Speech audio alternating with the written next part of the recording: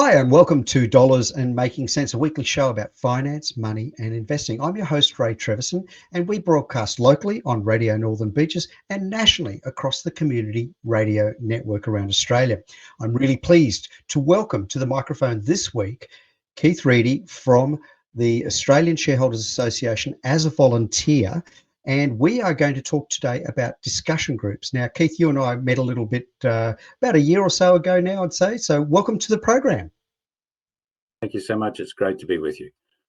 We met last September, I think it was, when you came to one of the investor groups that I run. So it's great to be here. Wow.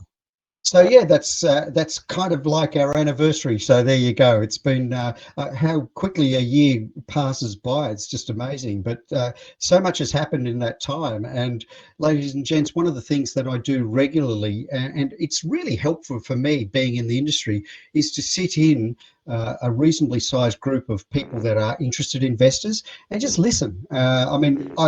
I guess, Keith, you can't shut me up when I get into some meetings, right? But it is fascinating listening as well. I won't disagree with that.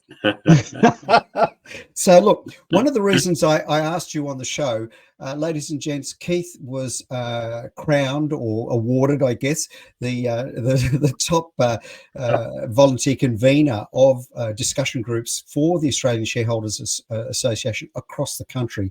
And I've got to say, as a member of one of your Mossman groups, I really like the quality of the format and the fact that you are a volunteer. And ladies and gents, this is the key thing that we're going to talk about today. There are a core of people that work as paid people at the Australian Shareholders Association, but I think the lion's share of people that operate at the ASA are volunteers. Certainly the monitors are. Recently, with all the stuff happening with Qantas, we've seen the CEO of the ASA, Rachel Waterhouse, on public media talking about Qantas, for example, and largely a lot of the work that gets done is by volunteers. And Keith, you are one of those volunteers. So to open up the show, how long have you been associated with the ASA? Ray, I joined the ASA just on 2.5 years ago, mainly because I have an interest in the share market and an interest in investing. And it occurred to me that the Australian Shareholders Association was a great place for me to gain knowledge and experience and learn a little bit more about this fairly sophisticated and somewhat complicated market area. And when I joined, I met several of the members, including our state chair, who's now retired. And he said to me, "Would you like to be a convener?" And I said, "Tell me what it's about." And he said, "Well, you're a volunteer, so this is what you do." And he gave me some guidelines. And there's over 5,000 members of the ASA around Australia, and it is a not-for-profit organisation, but there are 200 volunteers. Wow! And many of whom are monitors that monitor companies, and then there are people like myself who run investor and discussion groups. And that's about it. I have two groups that I run in Mossman on the lower North Shore of Sydney, one on a Thursday, first Thursday of the month, and one on the first Monday of the month. And there are about 25 members in each group. And I've enjoyed the last 18 months or so and was honoured in May with the Convener of the Year award, which was totally unexpected. But greatly appreciated, and my wife at least now feels comfortable in the fact that twice a month I disappear for a half a day to run an investor discussion group, and I must invite her to one just so she can experience it at some time. Wonderful. So that's a little bit of background. I think one of the very interesting things for people to realise as well is that this is not just a capital city kind of thing. There are discussion groups right across the country. And again, one of the things we love to do here on the radio show at Dollars and Making Sense is educate. And so one of the things, listeners, I would direct you to is if you are interested in these discussion groups, go to the ASA website. And if I remember correctly, it's asa.asn.au. Is that correct off the top of my head? It's all the W's, Australian Shareholders Association.com.au. Oh, there you go. It's a mouthful, but And we're in the process of launching a new and updated website, which has some additional features on it. But I've made a note here, if anyone is interested to find out about the groups, there is an events page on the website, and you can look by state, whether it be New South Wales, Victoria, South Australia, Western Australia, Tasmania, Queensland, and look at the days that they're on and the locations. And there are 50 active groups around Australia at the moment. Oh, that's great. And we have over, according to our statistics lady, over 800 members attend each month across the groups. So it's a little bit of a unique opportunity for people to meet with and talk to like-minded people who are interested in the share market. I must say, though, one of the things that's of interest to me, because, again, we focus on education here, you don't have to be a seasoned investor to turn up to these discussion groups. And I think one of the very things that I really enjoyed was the very welcoming environment of, the groups, so that if you don't know much about this, about investing, whether it be in shares or in other asset classes as well, I think you'd agree, Keith, that I have certainly found these groups to be very welcoming of people that don't know a lot. Well, there's a common bond, I guess, between everybody that's attending these, irrespective of their level of experience. Some have more experience and are mature, experienced, retired investors who spend a fair amount of time looking at the share market. But we learn from each other. And I make the comment quite often that as the convener, my job is to organise the agenda and make sure that the venue is okay and that morning tea or afternoon tea is available. But as I say to everybody, I get so much out of it because I go to every meeting, and you learn so much from other people, and everyone has a unique skill or a unique ability. And I think that's the value of it, and the camaraderie that exists can be seen when we go to the morning tea breaks. True. And I have to run around the room saying, "Come on, it's time to get back. We've got to get on with the agenda." And it's almost like I'm corralling them as you moved your hand. But I also make the point that we go to conferences, and often we would like a reverse situation where the morning and afternoon teas ran for 3 or 4 hours and the presenters only did 5 minutes, because it's in the morning and afternoon teas and the lunches that we get to talk to each other. And that's what I try to encourage with the groups that I run. And I know that my fellow conveners that I talk to in New South Wales do the same thing. Yeah, I think it's a valuable insight you've given me, Keith, because if you don't know a lot about investing, whether it be in equities and shares or other asset classes, I think this is a great place to venture into. And I think also form some nice friendships. I mean, I've met some really nice people at these events. Now, as a licensed practitioner, given the fact that I hold a financial services license and run a fund, one of the things I think it's really important to make sure that people understand is that these are not forums for people to come and get advice, and more so, and I say advice in the context of formal advice. I think it's great to listen to other people, to get insights, to be able to, as you rightly say, learn from other people. But one of the things I think you always start every meeting with the disclaimer, and maybe it's good for you to maybe explain that to the audience as well. Yeah, look, I think a lot of people enjoy the opportunity to give a share tip or give some suggestions.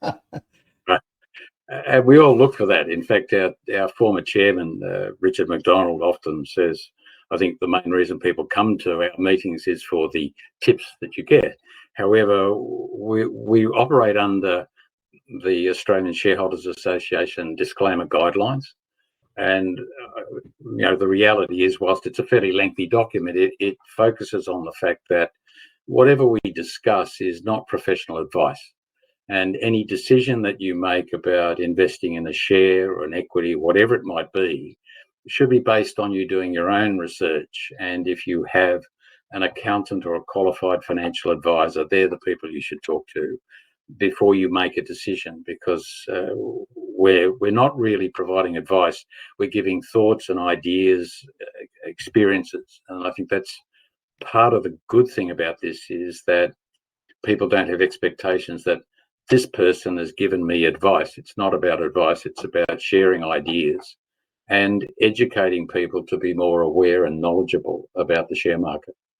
I think you make a really good point there, Keith, that when you pipe up and say something at these meetings, I think it's always done with that motion in mind that says, guys, this is not formal advice. This is what I've done, or this is what I've experienced.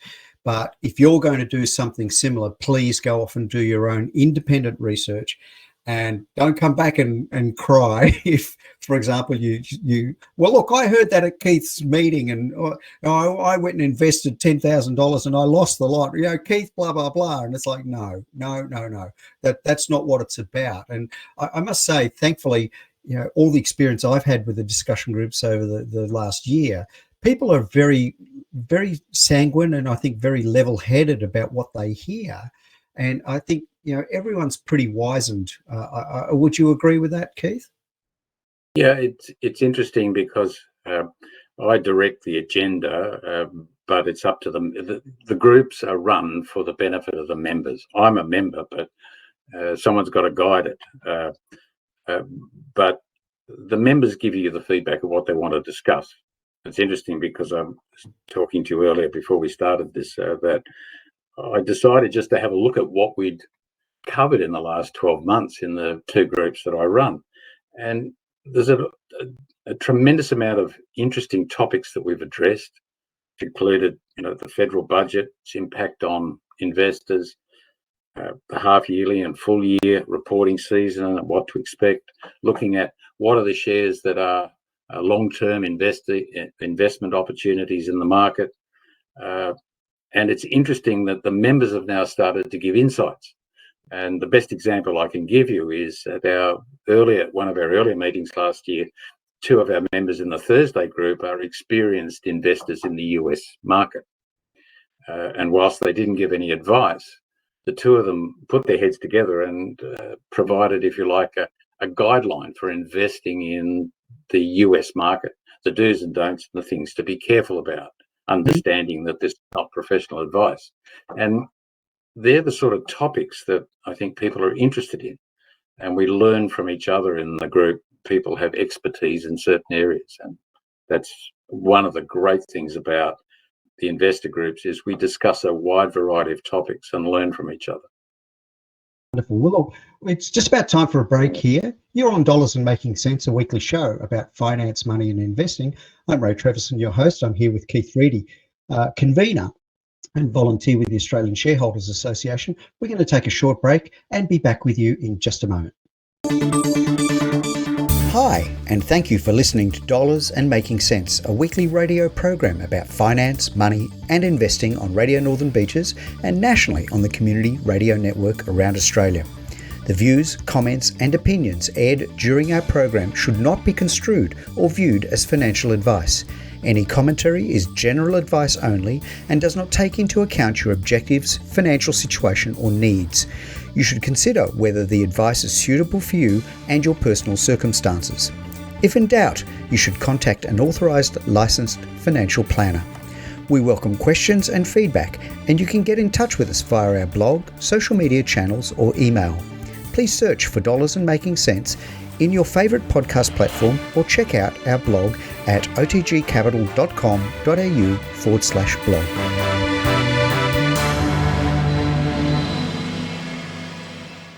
And welcome back, ladies and gentlemen, to Dollars and Making Sense, a weekly show about finance, money and investing. I'm your host, Ray Treverson, and I'm really pleased this week to have at the microphone volunteer convener from the Australian Shareholders Association, Keith Reedy. And Keith and I have known each other for just a bit over a year when I turned up to one of his meetings a little while back and was really, really impressed with what I saw, what I heard and what I experienced. So I think it's one of those wonderful things to pass that on to you, the listening audience, and the viewing audience on YouTube and our other channels, because Keith, I think you do a wonderful community service.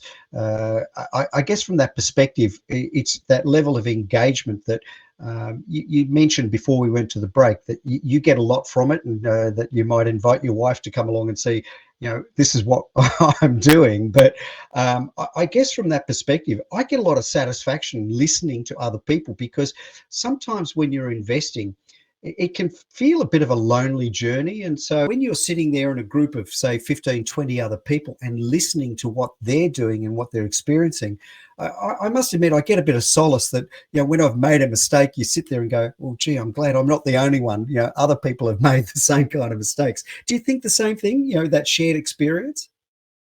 Absolutely. And as the group matures and develops and gets to know each other better, they share more of the things that have challenged them. Often you'll find that they'll call each other on the phone to discuss something that they're interested in, which is outside of the group. And the great thing is that you pick up things from other people that you wouldn't have expected to get. And the best example, I suppose, is Peter Bobbin spoke at the Sydney Investor Forum, which is another part of the ASA activities, or Australian Shareholders activity. He spoke on retirement planning, and he runs a masterclass. And many of our members went to that presentation. So it became a discussion topic in the group as to how we plan our estate affairs. And there was one lady in the group, I don't mind sharing this, who out of the blue just said, I have a filing system at home, and at the very back of my filing system is a file marked "The End," and everybody sort of burst into laughter, and then you could see they were saying, "Oh, the end." It's a bit glum, but she said, everything that I want my family to know about what happens after I pass on from this world is in the file called "The End." And I thought, what a marvelous idea. How about that? And she's told all of her family members about it. And I thought, I don't have anything like that. So I have started a file. I've pinched the name. I've started a file. I'm going to call it "The End." And I don't dare talk to my two sons about it, because they'll say, I don't want to know about it, Dad. But, I mean, the reality is there's a wonderful example that I would never have thought of that. And that came from a chap that you interviewed, Peter Bobbin, who's just the most delightful lawyer who talks about estate planning. And I've got to say to you, Keith, having had Peter on the show just recently, I found that, I mean, wow, I couldn't believe a half hour could go so quickly. We were talking about it, and it's very topical, because my wife and I are at that interesting stage, and he was talking, listeners, about getting a piece of paper and a pen. That's the starting point of an estate plan. And I just went, really? And he goes, yeah, absolutely. And I just loved the simplicity of what he was talking about. And that came about because I'd met you at this discussion group, Keith. And so again, I pass on my thanks to you on this show, because you've given me a number of recommendations of people to come and have a chat to, because they are just so insightful and so valuable as an education resource. And when you think about it, these are people that are more than happy and willing to give of their time freely, and they do so out of a want simply to help. And I just think that's incredibly, incredibly good. Now, one of the things that we've got to, I think, mention to the audience is that not every group is alike. Okay, so what you might experience, for example, at a discussion group at yours, for example, in Mosman, other people run things slightly differently. Maybe it'd be good to cover off some of the different things people might experience if they go to a discussion group.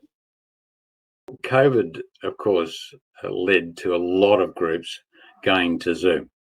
And of course, for many people, not everyone likes Zoom. They like the face-to-face, but there was no choice. So now what you've got across Australia is a mix of in-person meetings, which is what I prefer to do, hybrid, where you've got people that Zoom in and also people in the room, and then Zoom. It's pretty much set now in place, and it's handy to have that, because a lot of people are challenged to get to events because of time, distance, or whatever. And the best example is Stephen Mabb, who's our chair, and one of his colleagues in Queensland have set up a national Zoom meeting.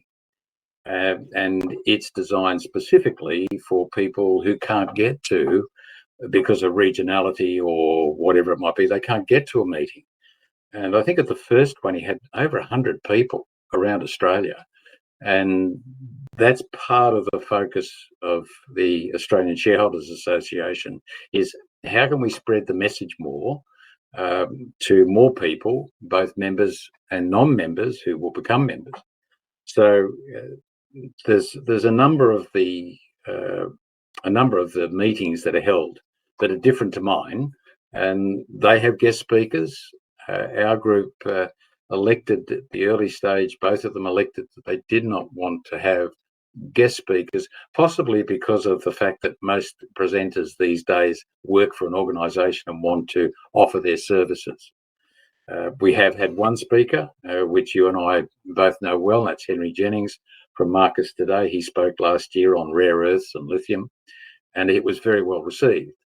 However, every group runs a different way. Some groups have a regular speaker, and others have morning tea style meetings where they actually have a cup of tea and then they have a discussion. So there's all different styles, and the styles are really driven by the membership, which is fantastic. And I think an interesting one to add there as well, that and given that I had tried to start a group here earlier on the Northern Beaches of an evening, but the timing just didn't work out. But there was a strong gravitas there, for example, to form an investors club. Now, I really like the idea of an investors club, and that's the idea where people get their heads together and brainstorm and come up with a number of different portfolios and decide to potentially either paper trade or real trade. Now, one of the things we do at your group, Keith, is we actually have a list of stocks, don't we? There's a little bit of you gamify that a little bit, don't you, with the attraction of a scratchy here or there. Well, it's called an on-paper share portfolio, and each member nominates a share at the beginning of the year. We have 2 on-paper share portfolios, and on a notional basis, we purchase $25,000 worth of shares on paper, and then I track it each month, and we benchmark it against the ASX 200 to see how it's performing. And a lot of the shares that are in that are speculative. Some, as you would know, some people would call it, I took a bit of a punt on this one.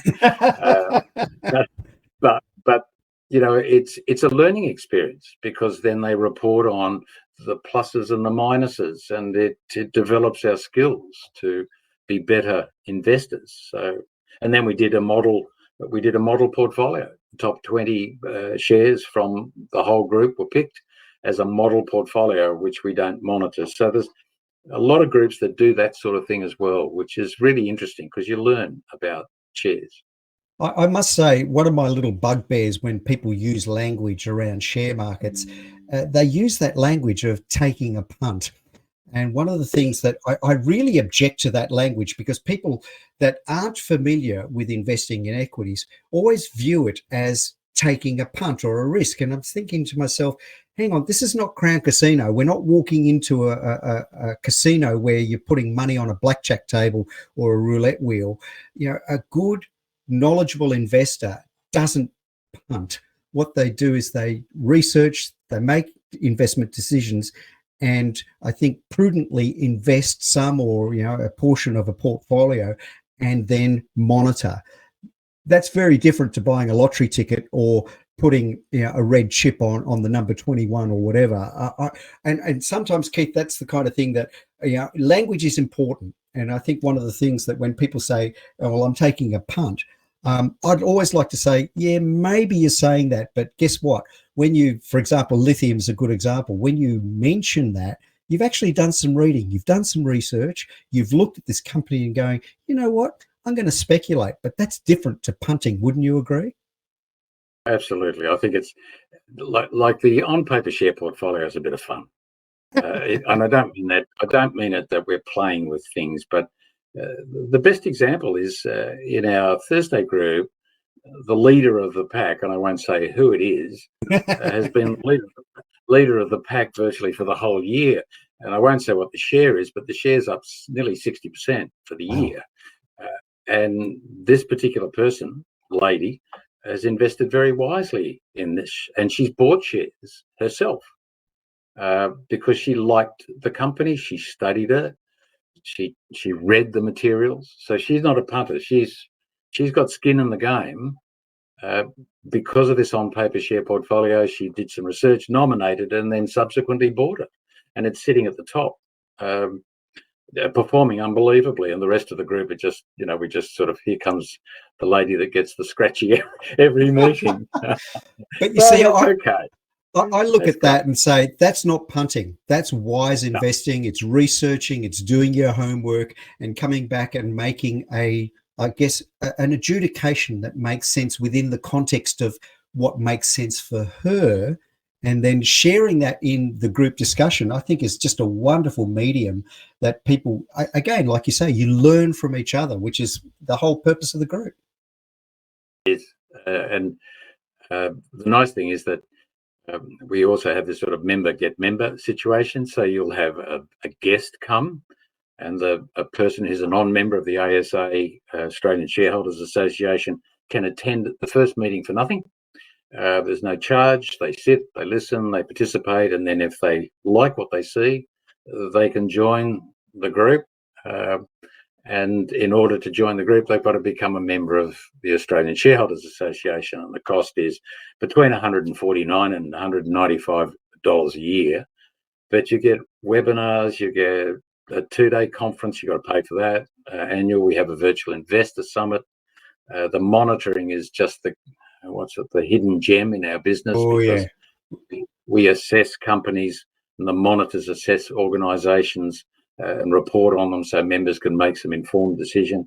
And then there's all sorts of resources, Equity Magazine, Peter Bobbin's Masterclass. There's so many things that people can access, and all for such a low amount of cost.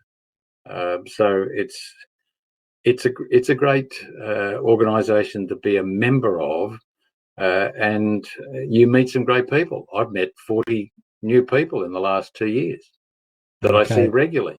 Well, we've just about run out of time, Keith.